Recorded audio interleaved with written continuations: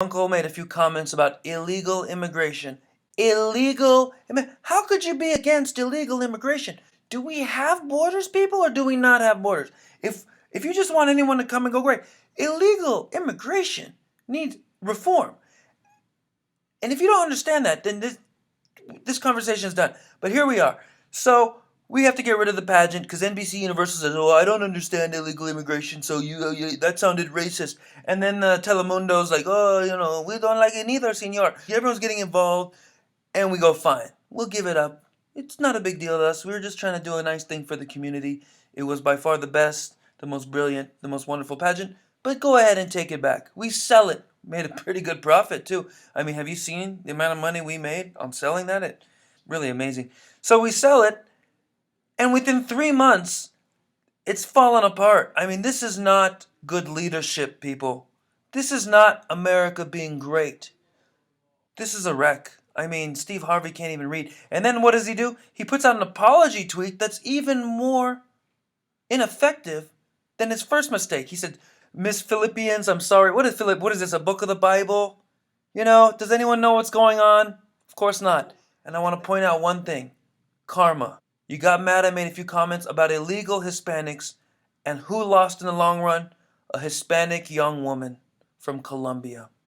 I mean, it couldn't be any more clear. And I love the Hispanic people. We all do. We want them to win. I would have said, hey, you know what? It's yours. Whoever you put on their head first, finders keepers. But no. Yes, would I ever say no? Would any Republican candidate ever say, but no? But that's your first question, and then the next question was asking this billionaire about 4 deals that failed. And then the third was really a political speech that was veiled as a question with a zinger at the end going, "So tell me, why did you become a Republican?" I mean, it was, and so I'm sitting there thinking, I thought this is what Republicans were trying to avoid. People that used front runners as theater. And it was political theater on Thursday night, starting with the first question. Yeah, I mean, a lot of the questions they did ask him about the Iran deal at one point. That's the only foreign policy didn't ask, but, a lot of people have criticized her, not just Rush Limbaugh, but for talking about the war on women and for trying to take down the front, as he said, in something of a theatrical way. He didn't handle it well, though he could have handled it. Hoyle could have handled it much better. There is somebody coming to his defense, though.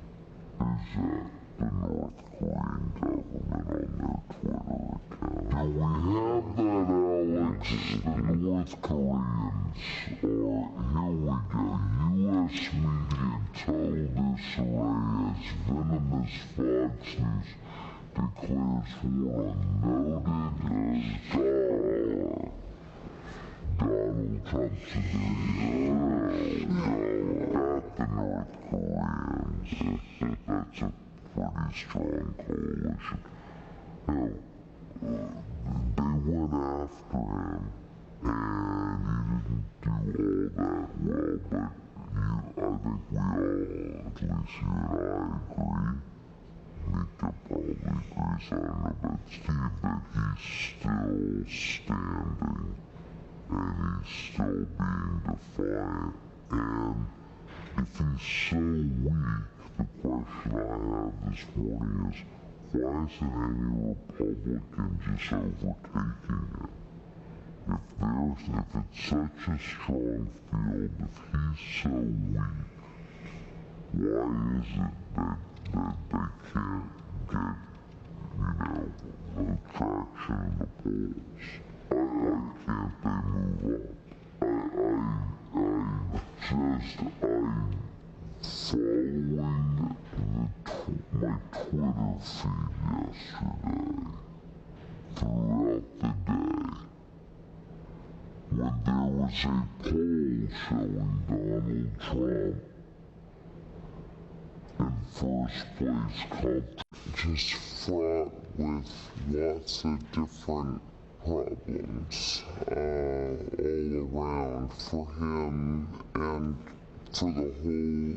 Other things that might have been disturbing if there aren't. We're so busy trying to play gotcha like liberals usually do with moderators asked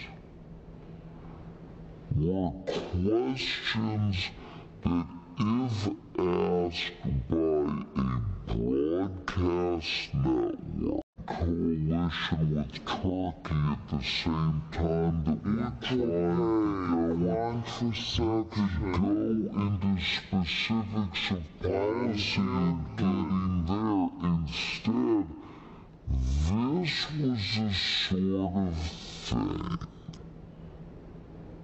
And the questions that the moderators asked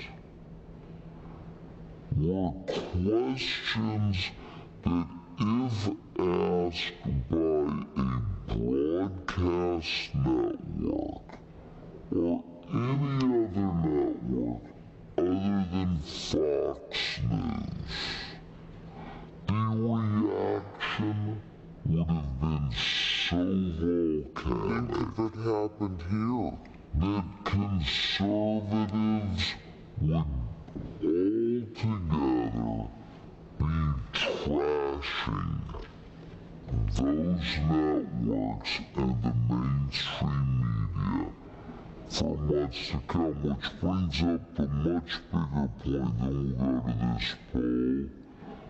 The whole idea people are out there cheering, is Fox News going to win this or Donald Trump going to win this? No, this is not a zero-sum game. Fox News wins when it's Fox News and the conservative movement against the world, against liberal bias, against media bias. You now have 25% of the Republican Party. You now have the GOP frontrunner at war with Fox News. Now, I think that's not smart for the Republican frontrunner. I would never do it. In a million years. But that's what I'm saying. They're gonna make up, and the reason they're gonna make up is because at the end of the day, it's about business. Roger L. said that when he attacked MSNBC one of many times, because, hey, it's not even about ideology, it's about what's good television, what's bad television. Donald Trump brought in 24 million people.